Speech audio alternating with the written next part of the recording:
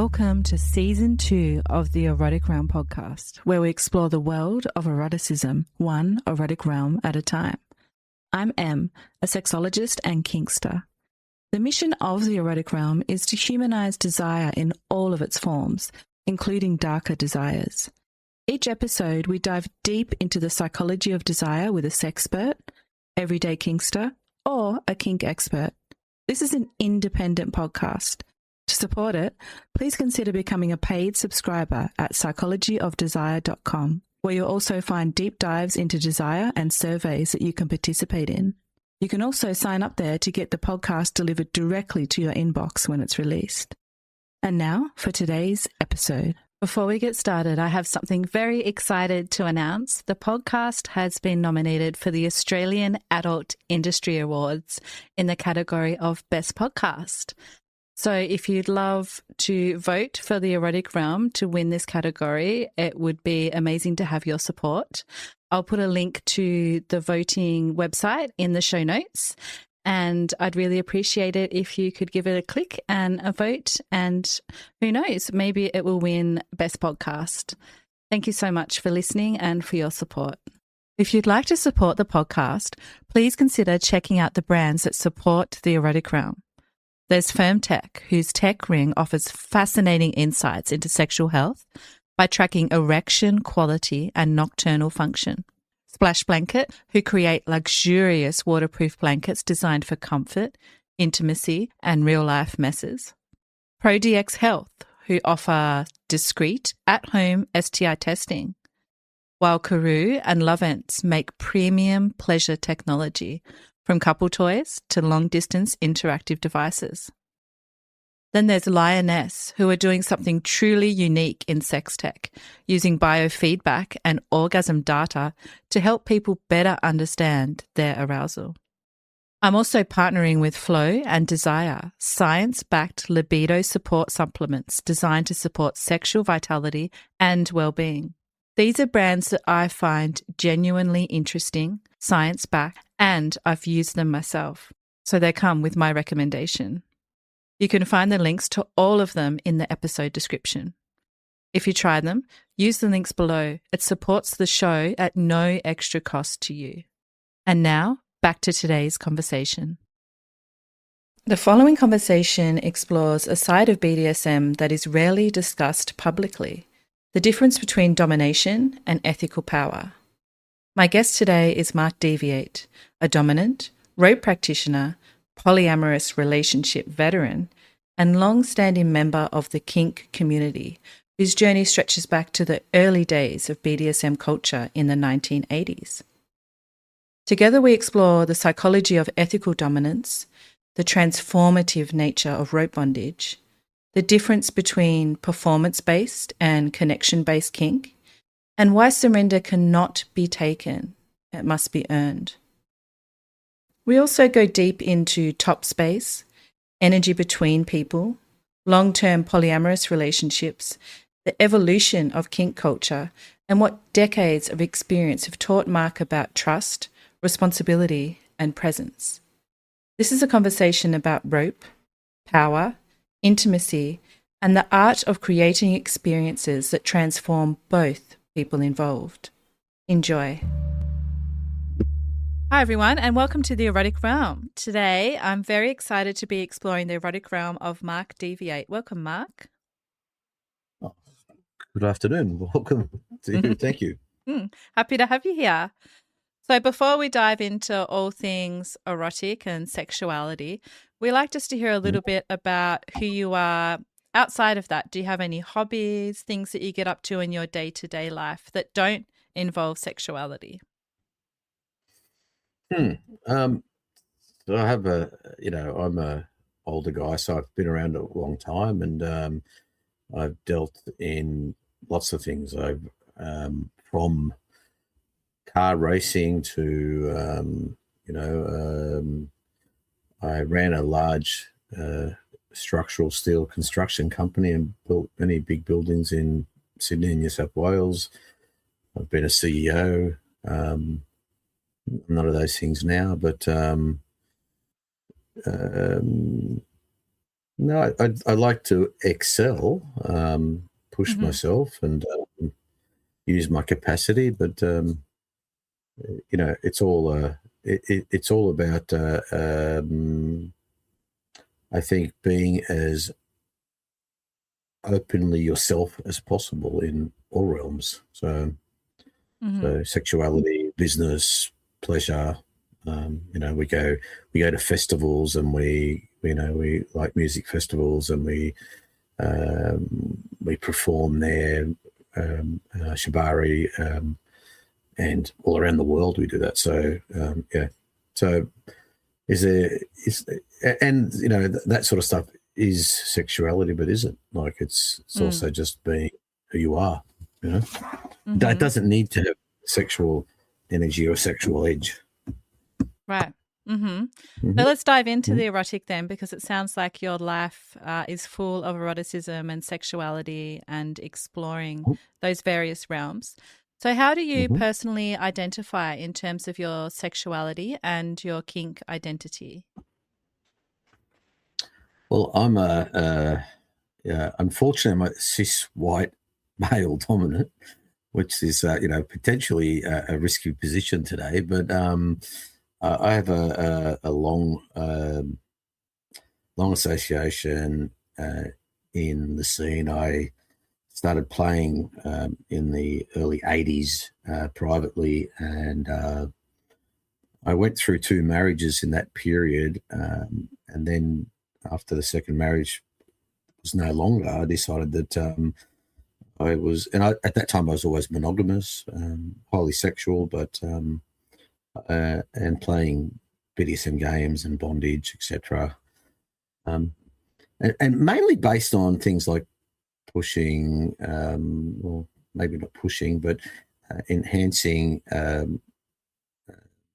the time, because at the time I was strictly also heterosexual, enhancing women's orgasm and rolling orgasm. And I thought that if I could make women rolling orgasm, at the time it was my wives and my partners, but as a young man, it was like, oh well, I'm the greatest lover in their life or whatever, which is a bit of a boy thing. But in about 2001, I started to come out publicly in the scene, and then I worked out that marriage wasn't for me, and I would live a poly lifestyle. And since then, I've had a partner of 25 years now, and a Wow. second partner that lives with us also. So it's been with me for 20 years. So we have a three-way poly DS dynamic that's been going for 25 and 20 years. Amazing.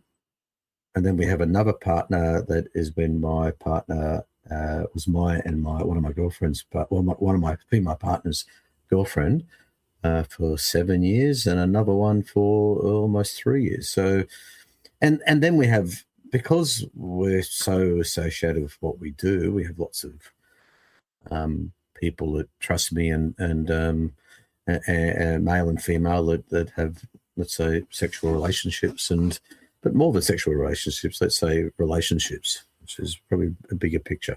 Sex Mm-hmm. is just the another edge, not everything. Mm-hmm. Yeah. Wow, what a journey you've Um, been on from the 80s. yeah. What was it like being kinky in the 80s in Australia? Well, there was no.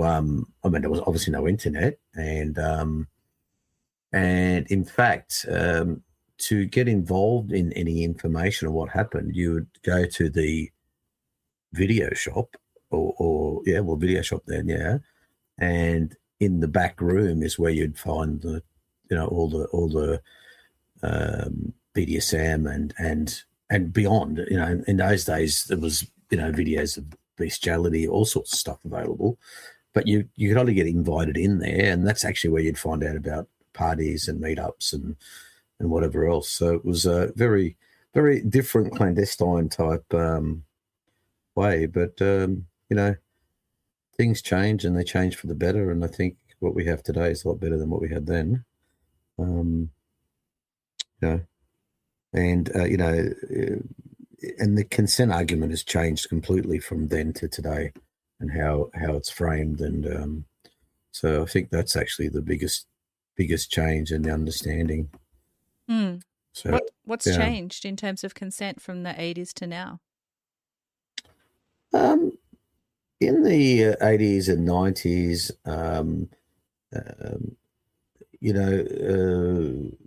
if as a top or a dominant in a role or a scene, you had carte blanche with the person that you were topping, and at the time I would be invited into people's scenes, okay, but today you would never, and that'd be just from the top, right?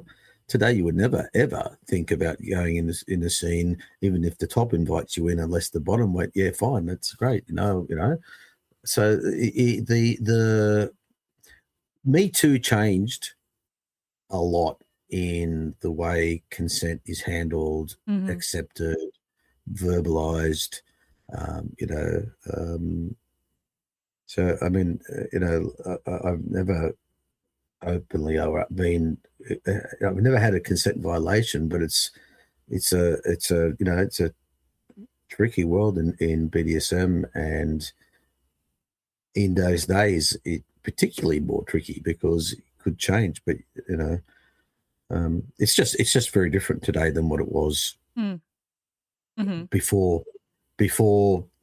All right, well, Me Too is only like 2010, but even from 2001 prior was different. So safe, sane, consensual came as a mantra that came on. The thing, it's always been about ethical dominance, and that's probably the line in the sand that has kept me in the right place. Ethical dominance, and but I'm just saying it's all very much changed over years. It's interesting. It's actually really interesting and empowering, and even well, let's maybe let you ask the questions. Otherwise, I'll just keep talking. You can talk as long as you like, but you are an educator as well. Yeah. So I can imagine it's easy to do. I wanted to ask you about something that you mentioned as you were describing yourself. And you said that it's a risky thing to be a cis male dominant. What's risky about it? Well, you're effectively the enemy. Why? Oh well, okay. So about 2 years ago, I taught an in-depth consent class for Sydney, for the Sydney University's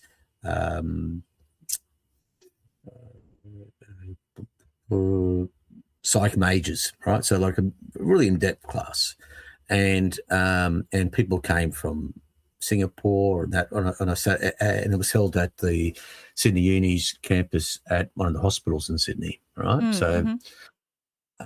And in that class, in that group, probably eldest person would be 24, maybe, I reckon. I don't know, maybe 26, whatever. And consider that I'm over 60 now. And it was 23 women and one trans woman, right? So it was. So I'm a 60-year-old white male explaining to them about consent, and it's easy to be.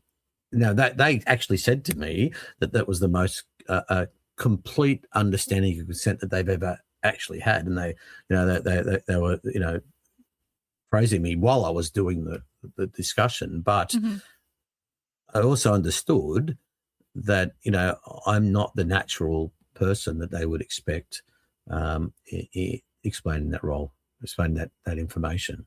So it's not that I'm the enemy, but I can be not me personally, but the cis white male is typically the one that mansplains everybody, right?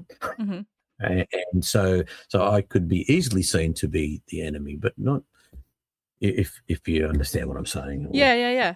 Has the attitude towards you as a person changed over time as well as this change in how consent is perceived and approached? Have you noticed that people view you differently as a cis male dominant? Not me, because I'm very much in touch with the community, and like I'm welcome to dyke events, and so I'm a rare male that is actually welcomed by the female community, as in the lesbian or dyke community, but just my gender and my how I present at first, it would be taken with a little bit of like, oh yeah, well, he's going to tell us that he knows, so it means I have to work a little harder for people to understand that actually I have my head screwed on properly, and I know what I'm talking about, and I'm not trying to tell anybody. And so part of my dominance is not to push my dominance on anybody, right? Mm-hmm. It's more like I'm just confident, and I don't need to show people who I am, and especially with all the years of experience that I have today, I don't even try to, because people come to me. I'll give you an example. At a play party, I never ask anybody to play, right? One, because I don't like to be rejected, but more importantly, there's a power dynamic. There's a power imbalance. And if I ask someone to play, they might feel like they can't say no to me because of my profile and my standing in the community. So there's almost like, how do I say no to Mark? And, will I be allowed in next time if I say no, and all sorts of things. So I just don't ask people. And that way I don't have that risk.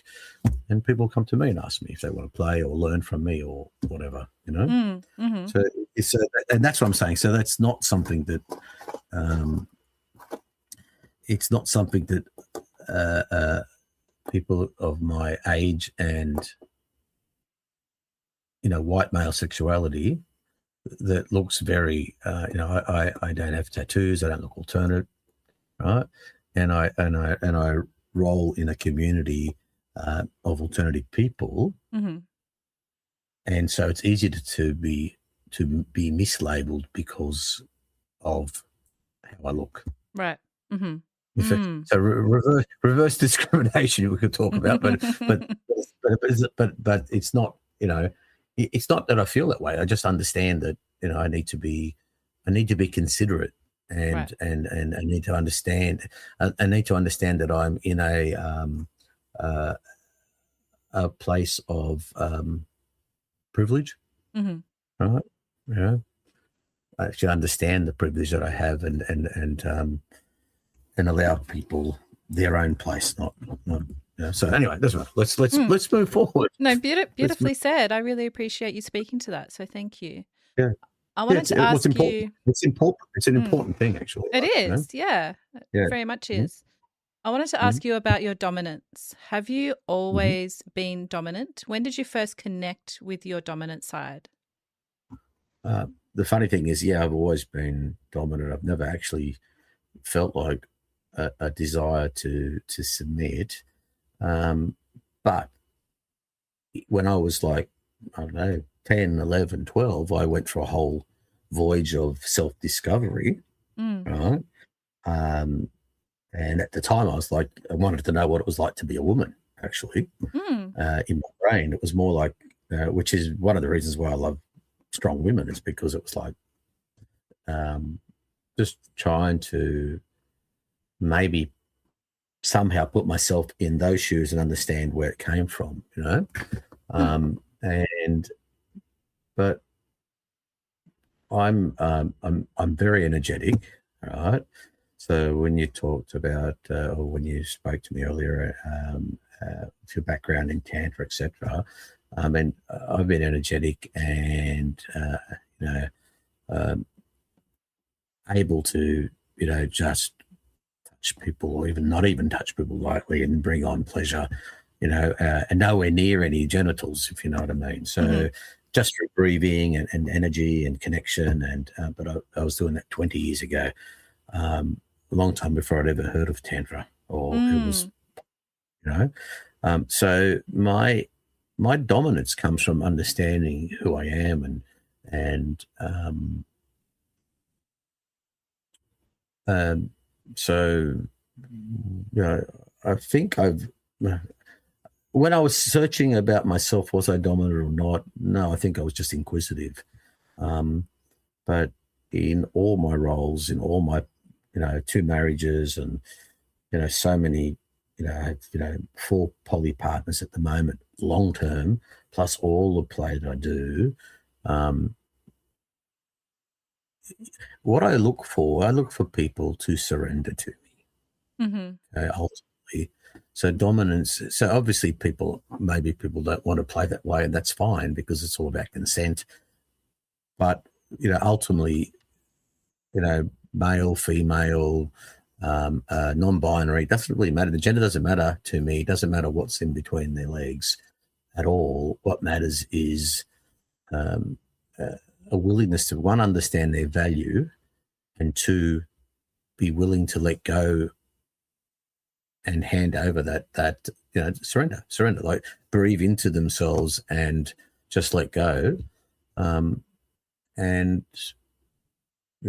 the experience is absolutely amazing, right? People who will absolutely lose themselves in you. I mean, I teach a class on impact of pleasure, where I just play SM impact and explain about it, and then I have the person I'm presenting with just basically orgasming from touch, and then ultimately orgasming from a pressure point on the body, or a light touch on the back of the neck, or all sorts of things.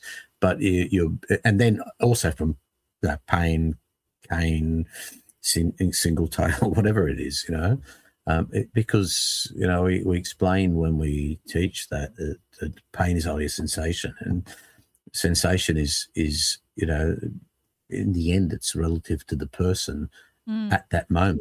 Not it's not, pain is not a gauge or a number, because of the number 5 for somebody, or a medium stroke for somebody could be very hard for the next person, or nothing for a person, right? And so really it's all about actually watching their body language, watching the little changes in their expression, and ultimately listening to the sounds that they make.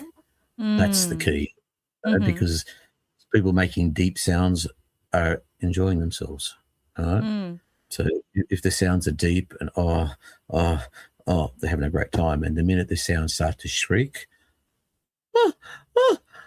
now they're not coping, and a good dominant will just listen to that and just back off slightly and allow them to catch up, and then bring them a bit further, and then do the same. And that flow, I'm very organic, and I don't set a plan when I'm going to play someone. I just basically allow them to not tell me, because it's not like I don't need a red or a green or obviously I don't need a red, but I don't need a green or an orange to tell me where to go, because I can just listen to them and watch their body language and hear the sounds that they make, which is, which is why I call it, it's an organic way of playing. It's not really having an agenda. Even when I do Shibari, and I've headlined Japan Fetish Ball, as in being the main show in Tokyo. Amazing. I've headlined LA Fetish Ball. I taught at ShibariCon for, I don't know, from 2005 to 2015, so every year in Chicago. But what I'm getting at is, today I don't even plan what I'm tying. A person will stand with me, and just the way they're standing will be where I go. And, the leg that's slightly back a bit will be the leg I pick up first. And just looking at their body language and what's going on, and then as you lift them and put them into a position, you just listen to them. And if you, and they will naturally just go, as you raise a leg to a point where they're just comfortable. Now, lots of people will just push them and just keep pushing because they have an agenda. But it's like, no, I'm going to give that person the very best play they've ever had in their whole life. And if I play that way, they will always say at the end, "Can we do it again?" And that really is the flow, because you're trying to play people to with people. You're trying to. What happens is everyone you play with, you learn from. And what I want is that everyone who plays with me learns about themselves and understands a bit more about who they are and where they go. Right? Beautiful. And they're all positive. They're all positive things. Great. Powerful. So would you say the secret to being a good dominant is the listening, the ability to listen to these sounds, the body? Is that the thing that determines if someone is an okay dominant to being an amazing dominant, their ability to listen? Well, listen, see, feel. Like listening is listening is the clearest picture because it is. If you're listening, you can hear where they are. You can hear what's going on for them, right? But a long time before they make a sound, their expression will change, and a typical thing is because I'm so energetic, especially in rope. I will tell people, and I'll have a discussion first about them breathing, and if they feel like they're fading away, as in when I say fading away, so going into a subspace or altered mind space. I will tell them to breathe like in yoga, nice deep breaths, and just keep breathing, right? Now, and I'll explain to them, and I'll be like, because what happens is there'll be a point where you'll think, I don't want to fade away. I need to stay here. I need to be present. And they'll naturally then start to short breathe to try and control themselves flat, not going away. And the minute they shut the short breathe, then what will happen is then they'll get an anxiety reaction, right? Because what they'll do is start to spike their core temperature, right? Ultimately, they'll start to sweat. The next thing is when you're sweating and you're feeling hot like that, and you've been breathing quickly, you'll start to get the head spins. And the next feeling is that you feel like vomiting. And that's just a natural reaction. So what I'll tell people is, especially while I'm tying, I'm like, breathe. But when you tell someone to breathe and you're looking at in the face and they're looking at you, they look at you like you're crazy, right? Because they're like, I'm breathing. What are you talking about? Like, they don't say it to you, but you can just see their brain. So I will simply say, exhale for me. Because when they exhale, then they take another deep breath, and that actually that brings them back onto track, right? And that settles people down. So when we talk about the sound is one thing, but their breathing is another step. Their body language is another step. The expression across their forehead will tell you lots. In rope, you can see little fingers start to twitch slightly, right? And they're movements that are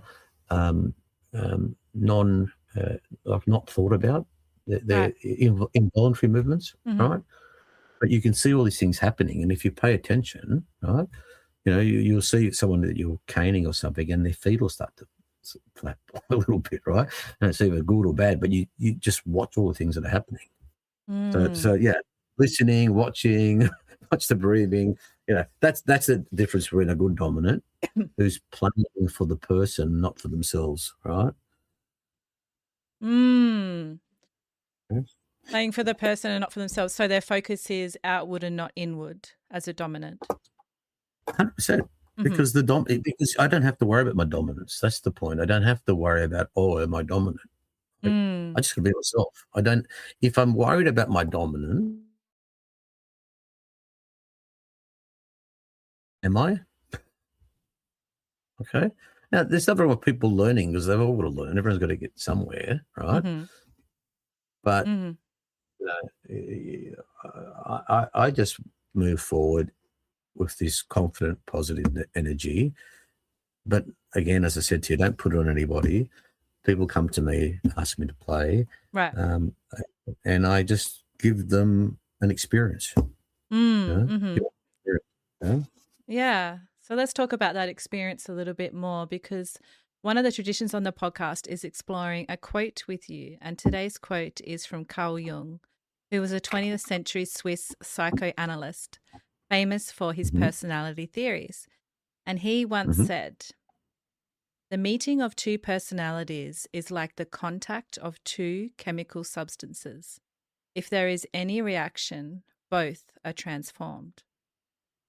So when you hear this, does it resonate with you and how you experience these interactions through rope or impact play? Do you feel like you have these alchemical encounters with people where both people are altered? Absolutely. I would say it's an energetic encounter. Mm. So the chemicals are actually the next step. The first step is the energy, right? So energy connects people before, and I would connect the chemical side to the pheromones and the smells that we put off, and the information that's basically coming between people. But before that is an energetic connection, and it's very much, if I meet someone and there's no energy, there's no point playing. Mm-hmm. There's no point playing, because all you're doing is, and it might not be that there's no energy, but they're not ready to open up, or they're concerned, or they're there because one of their friends told them they should be there, or whatever, right? I'll give you an example. We had a deviant party here on Saturday night. So a DVNT is our party, right? And a young woman came to me with her partner and asked me to tie her Shibari style, and pretty girl, and you know, obviously an aerialist, and I had to chat about breathing, and but she was all quite stiff and quite trying to sort of be there, but not really opening up. And the thing is, unless she opens up, I have very little that I can give back if she's closed off in her energy. Right? Mm-hmm. It was still a nice scene, and she had a great time, and they were so happy, and I handed her back to a partner, and you know, thankful, and you know, he actually wrote on FetLife how, you know, what a fantastic thing it was, and what a true master I was, and all the things, you know, which was nice. You know, it's a nice thing. But then there was a young male there, 21-year-old from Canada, who came to one of our events about 3 or 4 weeks ago at a pub that I was doing, and he had some rope tied around his throat, and I asked him what was he into, and he said, "Oh, Shibari." I'm like, I want to do some rope. So I actually asked him out of the blue, because he didn't know who I was, and he was visiting from overseas. And he's like, "Yeah, I'd love to." All right. So we had this great scene, and I'd said to him, you know, "You should come to our deviant party." And he's like, "Oh, I'm flying out at the beginning of May." I'm like, "Well, it's on the 25th. You should come." And he didn't tell me, but he showed up. So after I tied this woman, I tied this boy, little circus-looking boy, fit as, pretty, like, what a good-looking boy. Anyway, and he just melted into the rope, and every movement, every feeling, and he swayed with like joy as I tied him, and it was, and people just came to me after and went, you know, she was pretty, but this boy was just another level, and I'm like, absolutely, right? And so, you know, the connection of energy first, then allows. Okay, you need, so for someone to surrender like that, they actually have to be allowed themselves to be vulnerable, right? But when I play back with them, I'm putting my vulnerability on the line too. I'm putting out everything I've got, right, to make them feel that they are in my circle, in everything that I have, because in that moment they are everything in my life. They are, you know, the complete focus of my energy and my, you know, and that's the difference so from the quote, absolutely, if there's no connection, then doesn't matter, you know, doesn't matter what people look like or who they are, or who they think they are, and all the, you know, what they've done in the past, whatever.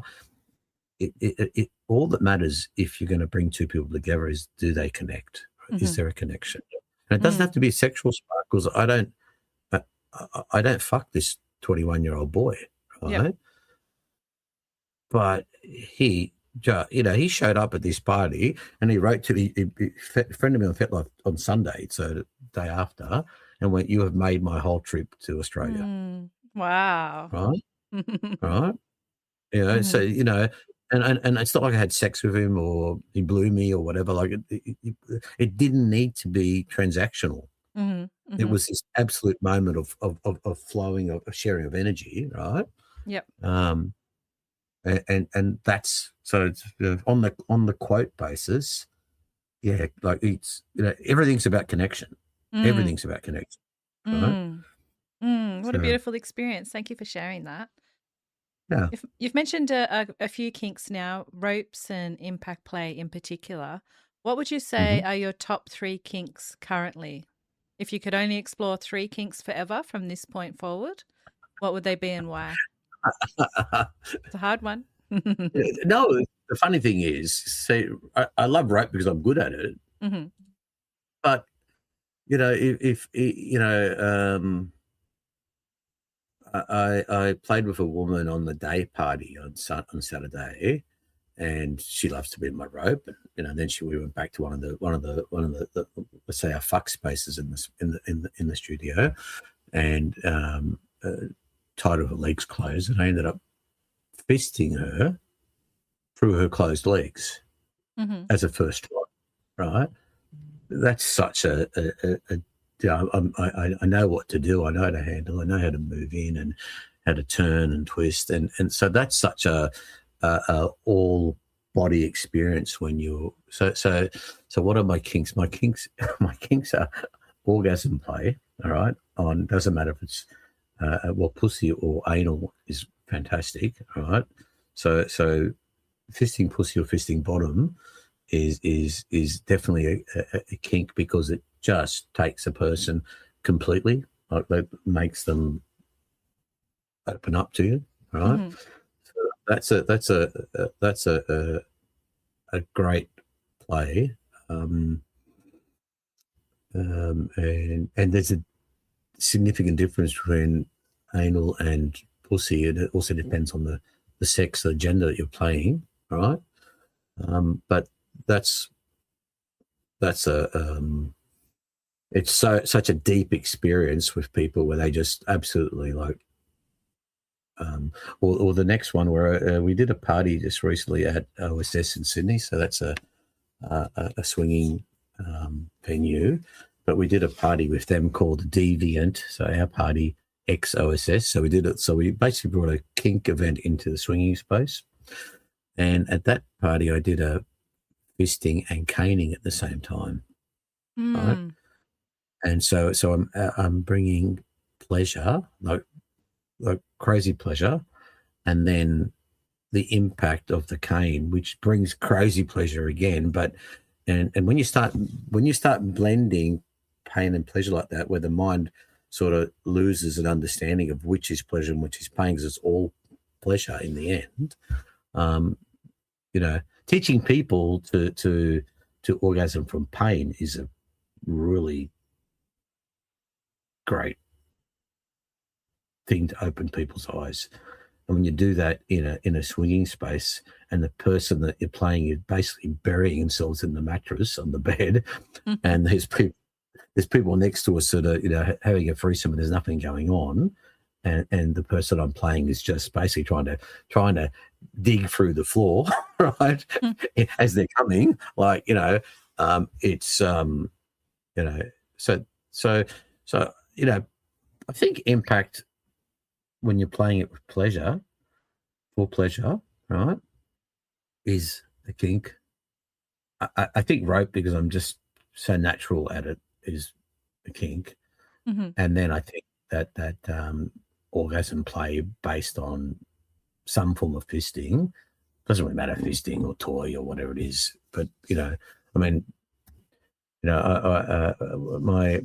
girlfriend in Melbourne, which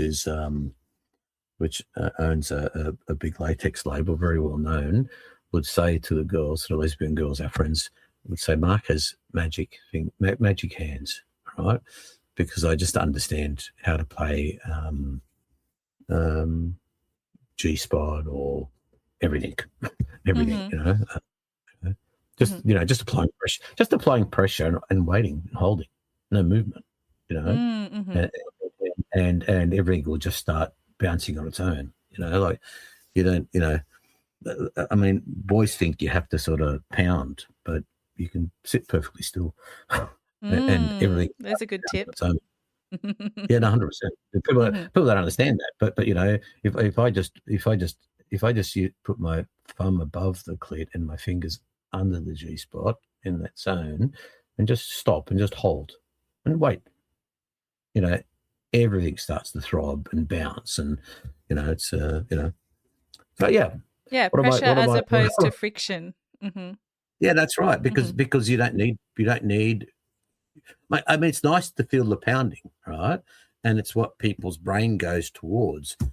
But when you stop and do nothing, and then they start to bounce in your hand, because not because they're trying to fuck themselves, because they start coming so hard, and there's no movement. That's great, Yeah. So, and I think presence is kinks, also an important part of it as well. The having the full attention of someone. 100%. Yeah. So can I add to that quickly? Yeah, because please. It's a good.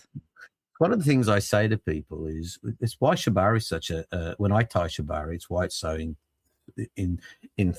enthralling, is because they have 100% of my focus, and when they surrender, they're giving me all of their focus. Everything in their life in that moment is that moment. And I'll say to people when I teach classes, I'll be like, even when you're having sex with someone, what you ultimately want is them to pay attention to you completely, and you to pay attention to them. Yes. So when you can do that in Shibari or SM or obviously fisting, but the more it takes you, the more they're going to pay attention. But even just putting rope on someone where they start to just lose themselves because they are. It feels great to be completely in my attention, and me having them. Me being in their attention, and I refer to it as being in a circle of energy. We are a circle of energy, and we are flowing around each other, and everything else is outside that circle, right? And so if you give people that value, because that's what it is, you're giving them. Because I don't want to waste my time. I don't want to do things that are half. So when I give someone that value, they feel it, and it's so enthralling, So, okay. Beautiful. I love it. Yeah, it really sounds like you tapped into all of these tantric kind of ideas through your own experimentation, which is fascinating. Yeah. I came to Tantra. I say to people who teach Tantra, like, I was doing Tantra before there was obviously there's a name in it because it's in Indian writing, right? But it's been popular probably 15 years now, But I was doing it long time before that, And it's all because I am organic, and what I judge on is reaction, because I'm watching for people's reactions. It be that the hairs on the back of the neck or goosebumps or whatever, right?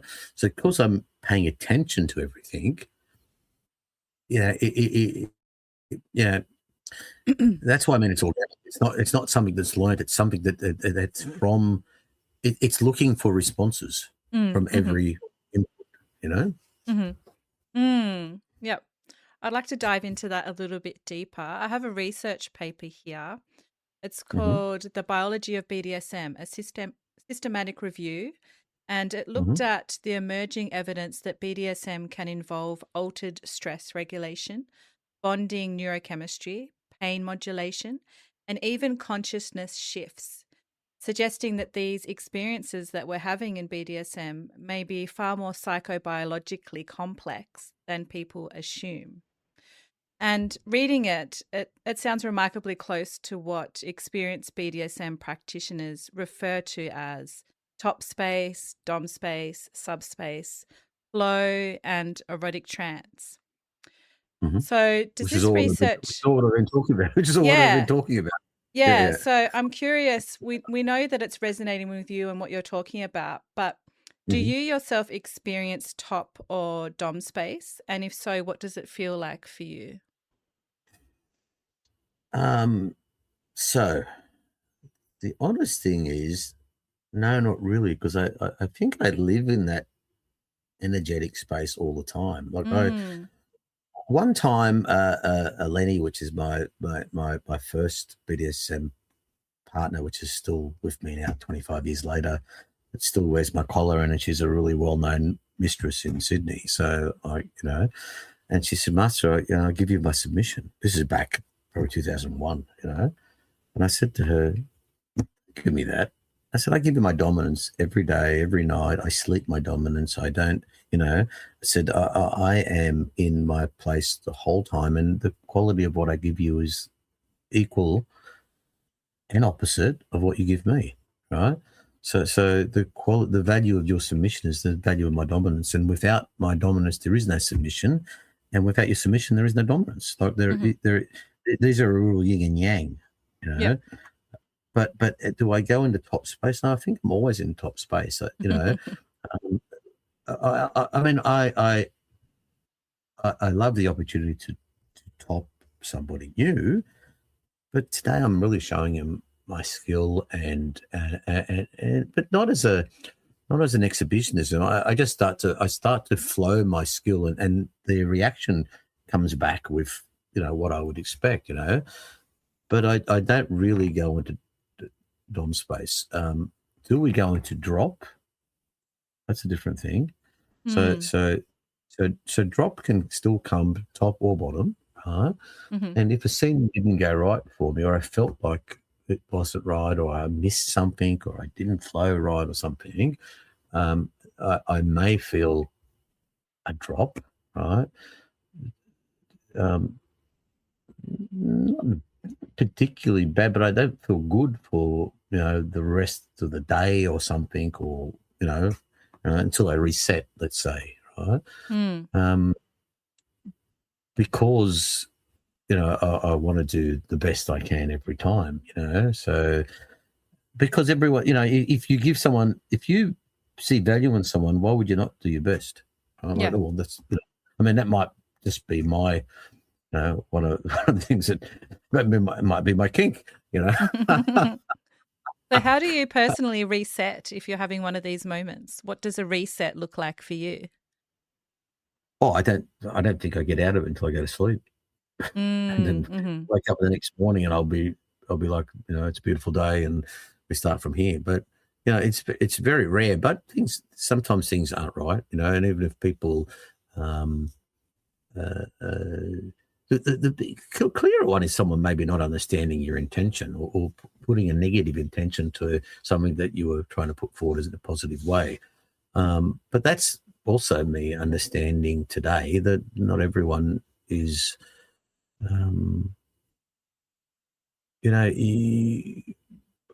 So one of the things that we work in our poly lifestyle, all right, is within the poly partners, is that we default to a positive intent from our partners, whatever happens, right? So maybe there was a thing that they're not supposed to be fucking around or whatever, but it's not in my life because we allow open relationships that are open. But say someone crossed the line, or whatever line it is, right? The intention wouldn't be, oh, you did that on purpose. The intention would be, what happened? Why, because there would be an understanding. Well, there's another reason that this has happened, right? So by having a positive intention, I'm not looking for for someone doing something wrong, because if I feel that I can't trust the person anymore, then we don't have a relationship anyway. Right. So either we have positive intent around to each other, or we don't have a relationship.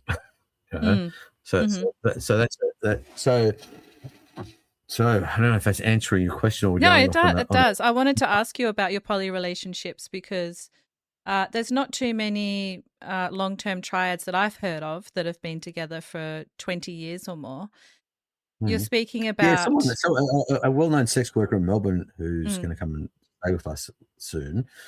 She said to me the other day, she goes, Mark, I don't know any poly family that's been going as long as yours anywhere in the world, right? Yeah. She's like, okay. and I've worked in Europe, and I've So sex worked in Europe and done a whole lot of stuff. And she's like, I don't know anyone like you, Mark, right? You know, and she's like, I want to come up and spend some time with you guys because I want to get some of your spark. All right. Beautiful. So which is good. I love 100%. that.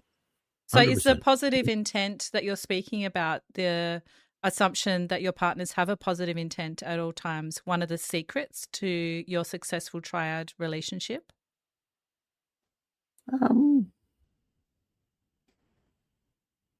Well, it's not our starting point. Our starting point was sitting like when we started, you know, poly was not really out there. Like, you know, like there was, but there wasn't. There was open relationships, but and then you know, we originally set up right at the beginning. We set up rules, you know, and then we worked out that rules don't work because everyone that comes new is going to change the vibe, and so then we worked on guidelines, not rules, but it was like the intention is to go this way, like the guidelines. So this is the guideline, right? And things can go wrong, but as long as we can talk about it, then there's no problem. We can get around it, right? But I think ultimately the simplest thing is that that logic of positive intent, that, you know, we default to a positive intent to each other, right? And if we default to a positive intent, I mean, if someone keeps doing the wrong thing, then it's no longer a positive intent. Like if they keep doing things that are against the family or against whatever, that's no longer a positive intent. That's things have changed, and there's nothing wrong with things changing. The thing is, people don't understand. You know, when Lani, which is my 20-year partner, got with her girlfriend, which is the latex designer in Melbourne, two beautiful women, strong women, both of them, right? And initially I thought, shit, I'm going to lose my Lani, right? My brain was like, I'm going to lose my Lani. And initially I'm like, what am I going to do? And then I thought to myself, put yourself together. Like, if you love Lani, isn't it, if she wants to be in a different relationship, wouldn't you let her be in that relationship? Why would you think you're going to lose her? Like, let her go. And then what changed was both girls got close to me, and, you know, and it's so nice to be in a situation where I'll allow, like, when I say allow them, no, that's a strange way of putting it. I will take myself out of their space when I think that they should have space on their own, right? Other times they just want me in the middle of their girl energy, and it's like that's a privileged place to be, when two lesbian women want to be with each other and are happy to have you there, right? As a man, right? So that's a rarefied place, right? But initially I thought, I'm going to lose Lani, and then ultimately I'm like, no, if she was going to go, then that's okay.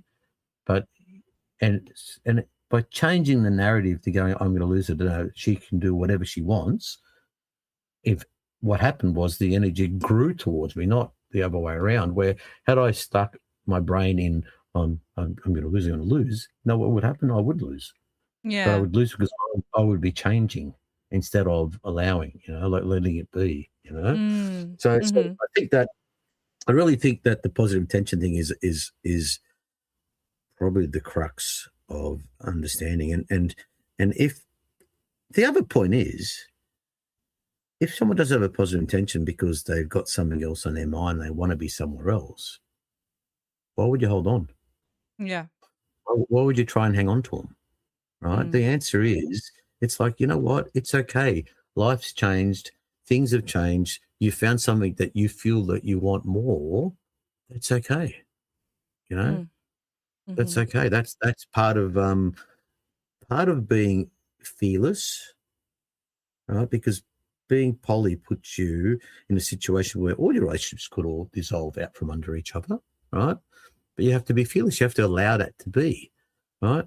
So being fearless also understands that, you know, even someone that you love, if they love someone more and feel like they want to be somewhere else, then the best thing to do is go, you know what? You know, that's that compersion logic, you know, that I want you to be happy and I want you to have what you want, and I don't want to hold you back. And if you feel I'm holding you back, then you shouldn't be here, right? So having a poly that's not trying to hang on to everybody, mine, you know, like, if you're not trying to hang on to everybody, and you're allowing everyone to be who they are and love. That's another point about poly is allowing people to love people. It's not about sexual relationships. It's about loving other people. Mm-hmm. So that's let's say that's a mature, but not in age, but in clarity, a mature understanding of what poly actually is. For us at least. What about yourself, Mark? Because you've been on quite a journey from, you mentioned being in the 80s, exploring kink, being married, finding FetLife, finding kink events, teaching around the world, being poly, a triad relationship of 20 years. What's been the biggest change or learning in you from that young man in the 80s to who you are now? Well, I think, as I said to you, when I was a young guy, I thought showing women how to roll an orgasm and just keep rolling orgasms, was like, I thought, I'll be the greatest lover they'll ever have, and they'll never forget me, right? Which is a real boy thing, right? Today, I don't need to think that, I'm not trying to prove anything, and if anything, I've reversed it, and I'm trying to get people to see what they can do. Right? It's like Shibari for me. When I tie someone and I start to show them how to move in rope and manipulate, right? It's like, show me your strength, show me your beauty, show me who you are. Like not a misogynistic look what I did to you. It's like, no, you show me what you can do, right? Show me how strong you are, show me how beautiful you are, right? So what's changed is I'm not trying to show who I am. I'm trying to get people to show me who they are. Right? That's quite a different thing, And when you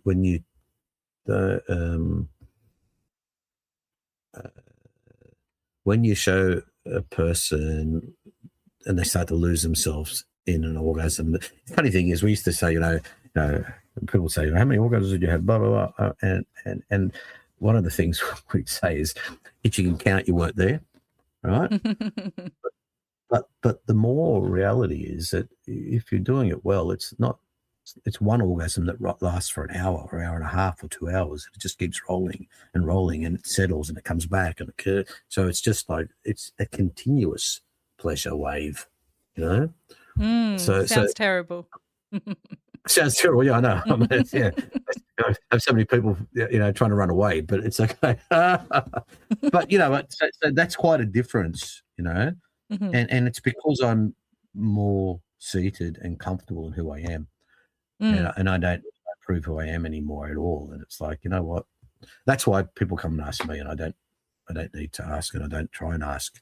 Right? But I asked that boy because he was cute and he was sitting there and he was on the edge. And I'm like, what do you like? He's like, Shibari. I'm like, you don't know who I am, do you? And he's like, no. I'm like, want to do some rope with me? And he's like, yeah. And I gave him a little bit of background, and he's like, because I've taught in Canada, and he's from Canada. I've taught in Canada. I've taught in Seattle and New York and all over the place, And in fact, the main crew that does Shibari at Burning Man is a group called Suspended Animation, and they're based in Seattle. So every time I'd fly into Seattle, the guy that runs that group would be like, Mark, come and teach the crew. I'll pay for the whole thing. You just come and teach the crew Shibari every time you come to Seattle. Amazing. So yeah, it's cool. So so when the boy understood who I was, he's like, let's do Shibari. So, which was nice. What was even cuter that he shut up on the weekend without telling me. I'm like, oh, that's nice. Yeah. Now, from what I'm picking up from you, Mark, is that you sound like very much someone who likes to explore for themselves, and you're a self-taught man. But I'm curious because I always ask guests to bring along something that has influenced their eroticism, such as a quote, book, or a movie. Do you have anything like that influenced how you approach dominance or eroticism in general? Honest answer is no. I thought so.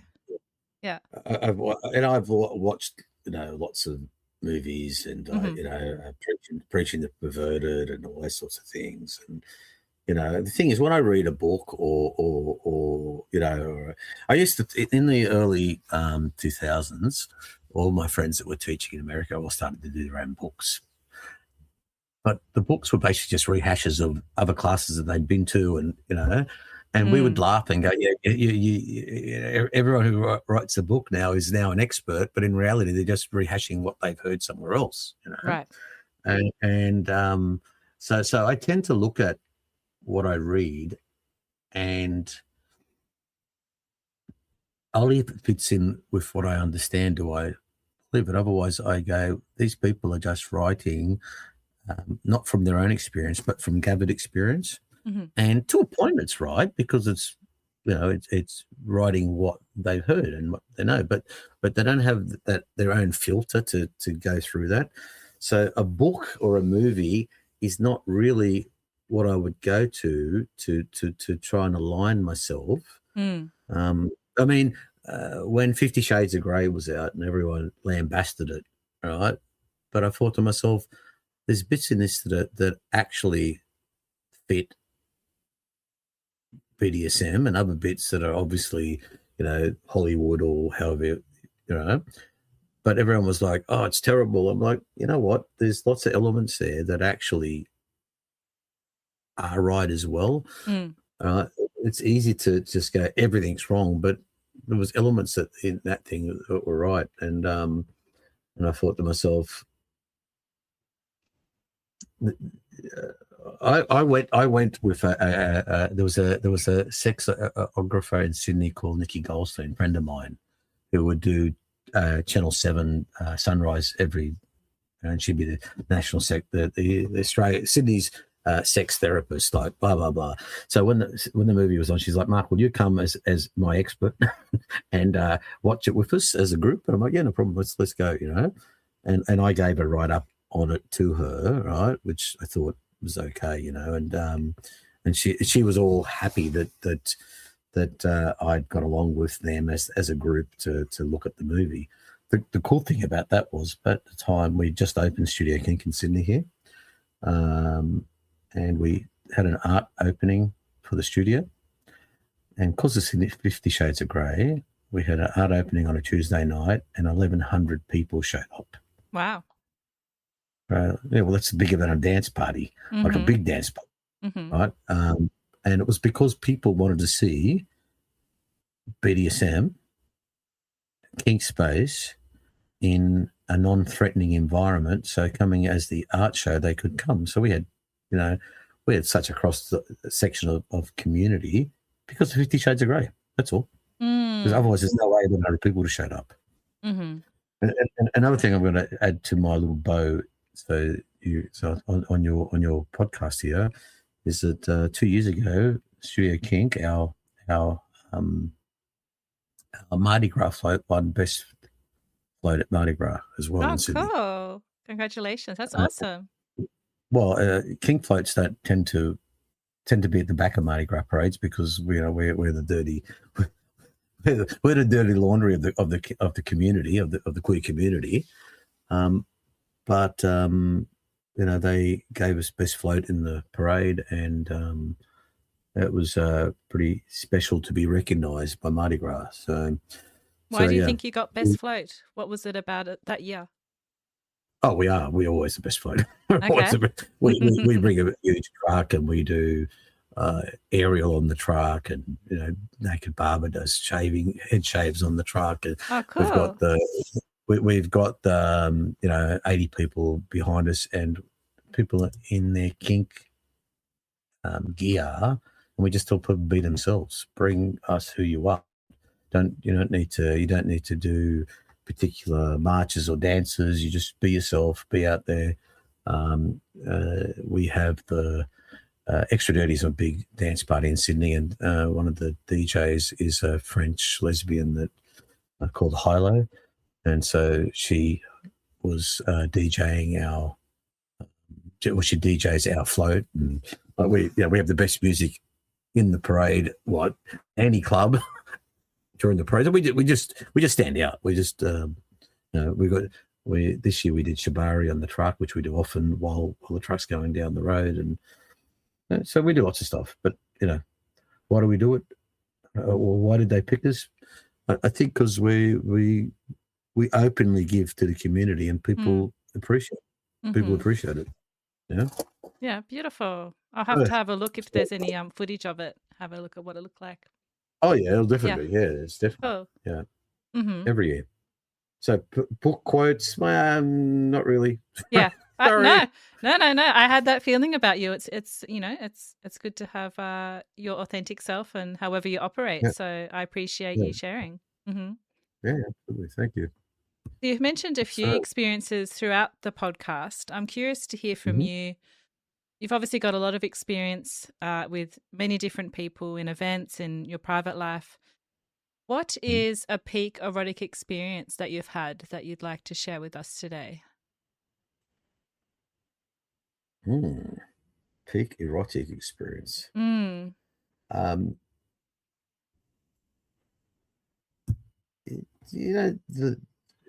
To me, eroticism is, all the things, rope and impact and fisting and whatever else goes on, electrical play, toys, whatever it is, it doesn't matter, right? All they are, everything is just layers, layers of play, right? And it's generally because if you're just doing one thing, spanking, flogging, whatever it is, people can deal with it and they can focus and they can basically predict what's next because they, to a point. When you're layering, there's too much stuff going on. People they basically surrender because there's, spanking and there's rope and there's a gag and there's whatever's going on, right? And pleasure and, so peak erotic experience, anytime someone surrenders sexually with SM and all these layers involved, where people absolutely let go, right? That's a peak erotic experience because, one of the beds here at the studio where we have Topspace has got latex sheets on it because people will just absolutely, women will absolutely just set the whole place awash, right? And sometimes you're playing at that level, and I'm in a puddle. Like, it's just fantastic. It's like there's so many things. Just recently I had a woman that came across from America, very dominant woman, and her energies just interacted with mine really well, and we ended up playing, and the level of her just letting herself go. And, and when I asked her what I should call her, and she just looked at me and went, the goddess, of course, right? And I smiled at her. I'm like, okay, well, I'm a god. You're the goddess. It all works. Good on you. Like, because it didn't matter. It didn't matter. It wasn't topping me. It was just like, she's giving herself to me completely. And, I'm actually on my back with her over me, as in her pussy over me. Right. And I'm in a puddle of her juices in the latex sheet, like, it's just like, and she's just like, in throes of orgasm above me. And it's just like, oh God, like, peak erotic experience. The thing is, I have them regularly, and it's really hard to go, oh, that one's peak over that one. It's what happens is the last big erotic experience is the peak one, because you can't possibly keep in mind everything that you go through, because when people are absolutely giving themselves, right, and letting go and surrendering, who am I to go, oh, that one was better than that one, or I grade that one a 9.7. Like, that's a wanker, right? You need to appreciate every one of them, because they're just like, everyone gives of themselves what they have. And so when I talk about playing surrender, that's playing surrender. You know, and I can't get any more than that from anybody, because there's nothing more to give. What a beautiful perspective. Thank you. What Yeah, about the thank you. future, though? Do you have something that you look forward to exploring in particular? Is it more just seeing what happens and these exchanges that you have with people along the way? Or do you have a specific experience or kink that you're wanting to explore in the future? No, I got everything that is available to me, but the answer is, you know why you don't yuck someone else's yum? Because you never know if you're going to be into it. Yeah. Right? So the answer is, I have no idea what I'm going to experience, because I am so open. People who come to me will bring something maybe that I've never ever thought of. Right? But that doesn't mean that I'm fearful of it or don't want to go there, because if it gets them to their point of surrender, then it's like, yeah, let's ride this pony. It doesn't matter. Like, let's work out where this takes us, you know. So you know what I mean? Because otherwise I'm assuming I already know where I want to go. Well, no, I just know that I'm happy to ride the wave. I'm happy to be organic, right? And each person that comes into my life brings a special stamp of themselves. And I can't assume what that's gonna be. Right? Yeah. So I think that's about as honest as I can be on that, actually. Yeah, in Tantra they call it riding the tiger. It's interesting that you said riding a pony. Yeah, well, that's all. Yeah, but that is the Yeah. point. Well, Yeah, same the thing. pony. Remember, the pony in kink perspective is the pony. Yeah. And I know quite a few. Right? I've And seen it's a like, few well, around. Yep. yeah, that's right. Yeah. And what advice do you Yeah. have? Say there's a young dominant man who's new to the scene and he's listening to you right now. What advice do Mhm. you have for him? I think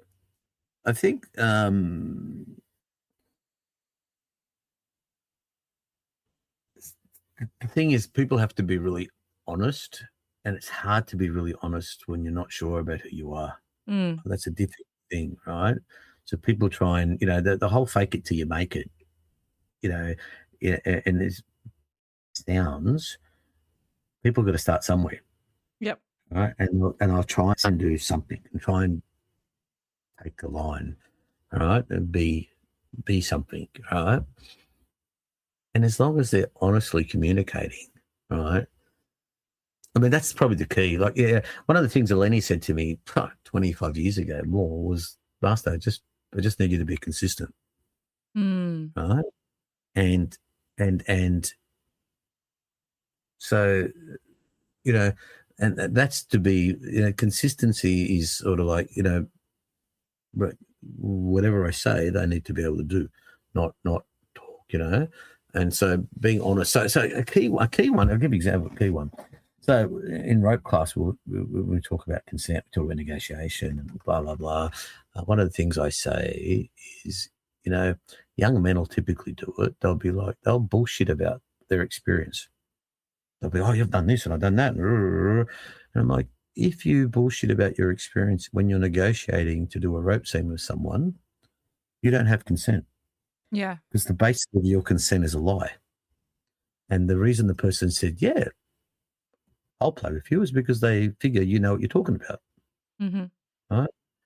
And so young dominants will tend to upplay their experience, just like people will be like, yeah, I've been in the same 20 years. Oh, I've been 30 years. I watch people who've been around for 10 years, and then next thing they're saying, I've been 8 years, 10 years. Next thing it's 12 years, 15 years. I'm like, buddy, I remember when you came in the scene. How come your experience is growing exponentially, right? People tend to bullshit it because they figure that that's what they need to do, right? So that's a starting problem. So one, you need to allow yourself to be who you are, and then you really need to pay attention. Have an idea of what you want to do, scene-wise, with a person, negotiate, etc. And then you need to actually, you need to learn your skills as well. I'll double single tail, or two single tails, double crack, right? But when I first learned, I would take my single tail each night before bed, and I'd crack it left-handed 10 times in the corner of the room, and then right-handed 10 times in the corner of the room. And if I couldn't do 10 straight cracks, I'd start again. I'd do that 3 or 4 times until I could get to a point where, over months and months and months, where I could just 10 cracks one hand, 10 cracks the other hand, right? So learning skill, right, helps you not worry so much about how to do things. So understanding that skill allows you to concentrate more on the person. It's a bit like when we teach rope. You learn your beginning knots so you don't have to think about them. So you don't have to go, what do I hear, right? So you can concentrate on the person. So the key thing is you learn your skills so that the person is the most important thing in that scene, not the skill that you're trying to do, right? And the problem is that people, as I said, people try and achieve, they're playing for themselves. They're playing to show how good they are for whip, or how good they are with, whatever it is, right? Instead of going, all those skills are the base, my basis, but the person and the connection is. So the most important thing, I think, is to be able to connect with the person you're playing with, right? And then once you have that connection, everything else can flow into it, all right? But you got to start with the skill to be able to do that, right? So do some classes. Don't be too hard on yourself. Be honest about your experience. If you say I'm learning, but I think it's really cool, generally people will be like, oh, I'm new to this too, let's learn together. Like people will be with you instead of, but if you are trying to big note yourself as the starting point because it's a confidence thing, right? The problem is then everything that you're doing, you feel yourself, is a lie. Right?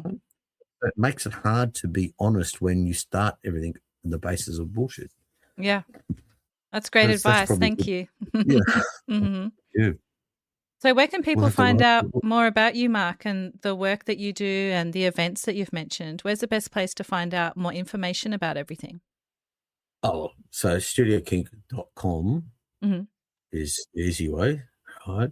But we're also on FetLife, Mark DeViate, Mark_DeViate, also Instagram, Mark_DE_VIATE, VIATE, Facebook as well. Generally, I'm also on things like Trish List for my sex working profile, and my sex working name is Lucian Wolf. And it's Lucian because my mother's name was Lucy, and she was a strong woman. So, oh wow, she's passed away now. But yeah, sorry to hear that. Okay, oh, it's all right. It's a part of getting older. But so she was a really strong woman, and I think she taught me to appreciate strong women, which is why. Yeah, I'll tell you a quick little anecdote story. I was at a festival a couple of years back now, and a really well-known woman was there, and she was a little bit, let's say, excited late at night, right? And anyway, she comes up to me, she goes, Mark, got to talk to you. Mark. I'm like, what's up? And she's like, I won't mention her name because it doesn't need to be, right? And she's like, you were the real deal. You were real. I knew it. You were the real deal. I'm like, what are you talking about, kid? Sorry. And anyway, she says, she looks at me, she drives a finger into my chest, and she says, you have 4 warrior women, and they would fall on the ground for you. And you know why? And then she basically pulls her arms back, and she goes, you know why? I'm like, why? And she says, because you treat them well, Mm. right? And that's from a girl at a festival who I've known for many years, right? And she's just like, you know the difference between you? Because I knew you were the real deal. She goes, you are all these warrior women that are like, you know, fierce. And she's like, they would fall on the ground for you because you treat them properly. Mm-hmm. Right? That's a key understanding of Mm. why I Mm-hmm. like strong women, because I like them and I respect them and allow them to grow to who they are, which is why Eleni and Lani have been with me for 25 years and 20 years each. And Lani was last year's Sydney Miss Lever as Oh, well. wow. That's the title holder. Mm-hmm. So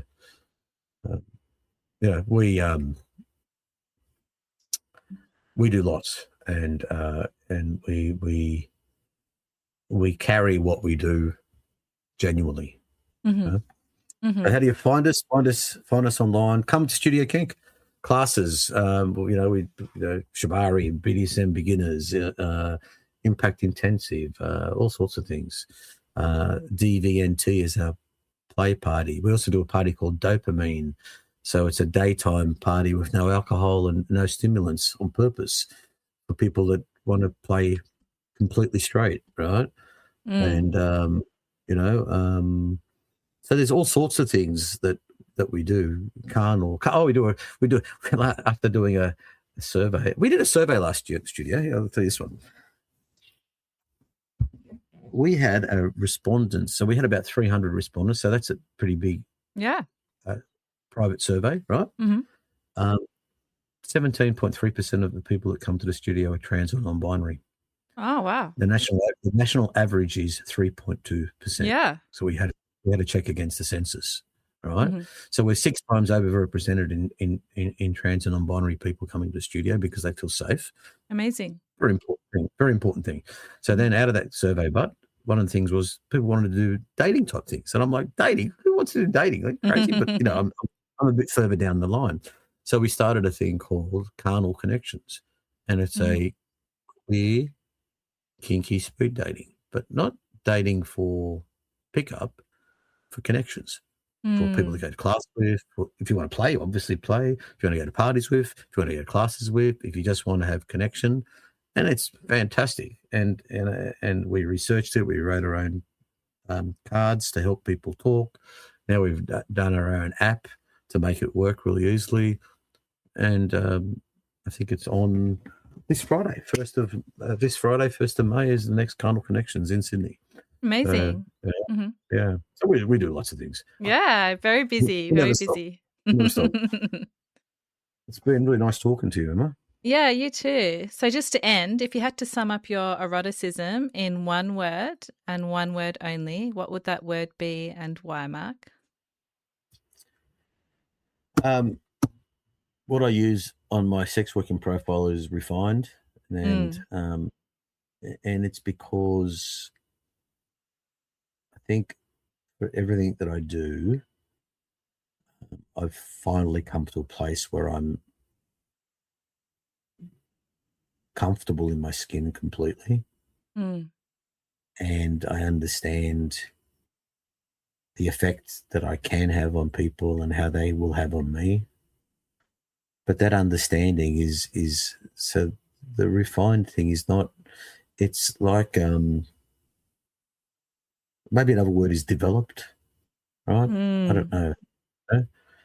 I'm just in a place where I'm comfortable with people. I'm comfortable with, it doesn't matter, people's gender or non-binary or, I rarely play with people that are too young. And when I mean too young, I mean under 24, 20, only because I don't need to be playing with 20-year-olds when I'm over 60. And it also puts them in the wrong picture. But sometimes there'll be someone who'll be like, there was a friend of ours that is plays with one of the studio directors here, which is, he's more than 20 years younger than me. He's probably in his late 30s, right? And this non-binary person's, maybe just over 20, and they came and asked me for a flogging at a party, and I'm like, would so and so be okay? And they said to me, oh, they're not able to, but they trust you, Mark. And if they trust you, I trust you. Will you flog me? And I'm like, with that logic, yes, right? Because they came to me with an understanding of where they were going, right? And then I just gave them a really nice flogging and sent them on their way, right? It was really nice. So refinement is yeah, it's I don't know. Mm-hmm. You're welcome to throw any phrase back at me. I was guessing that you were going to say energetic. I was guessing energetic. I was thinking that you would say that. Yeah, you know what?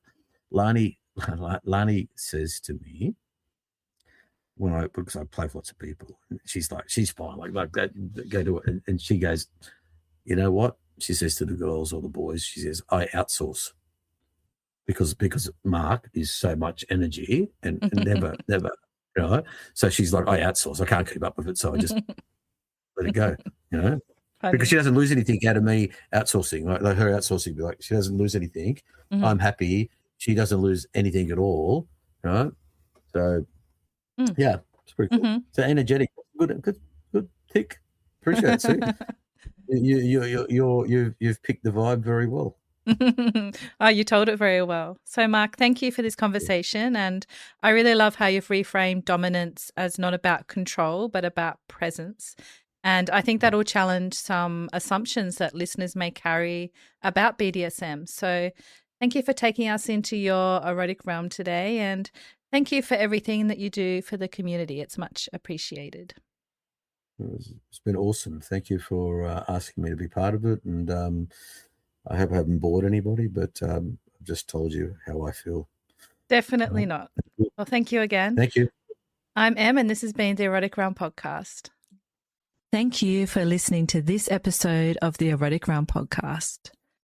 This is an independent podcast. If you want to see more episodes made, you can support it at psychologyofdesire.com by becoming a paid subscriber and entering the realm with many other supporters. The mission of the Erotic Realm is to humanize kink and desire in all of its forms. And we can't do that without you. Until the next time, stay perverted.